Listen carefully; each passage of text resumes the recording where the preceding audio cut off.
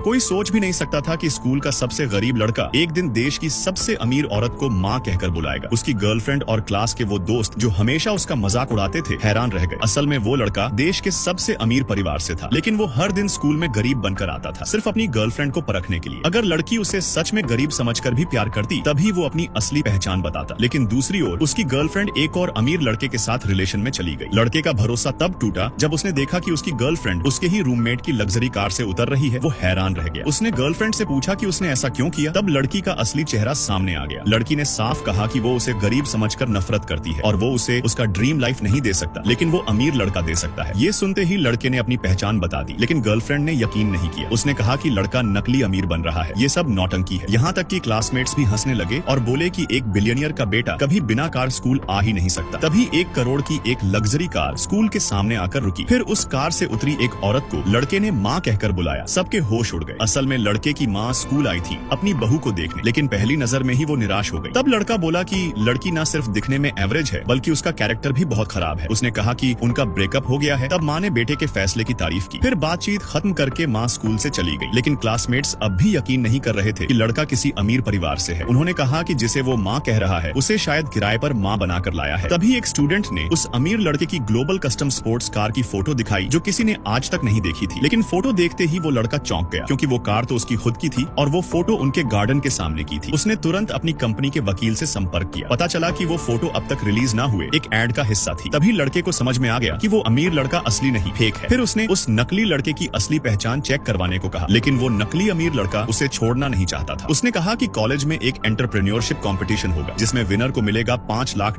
का इनाम। उसने उस लड़के को चैलेंज दिया हिस्सा लेने का। लड़का तुरंत मान गया। शर्त थी कि अगर वो हार गया तो सबके सामने घुटनों पर बैठकर माफी मांगनी होगी और स्कूल हमेशा के लिए छोड़ना होगा। लेकिन लड़के को पहले से पता था कि उस लड़के की असलियत क्या है। वो था ऐसा इंसान जिसे उसका परिवार फाइनेंशियल हेल्प देता था, लेकिन वो उस हेल्प का गलत इस्तेमाल करता था और लड़के की पहचान चुराकर स्कूल में अमीर बनकर घूमता था।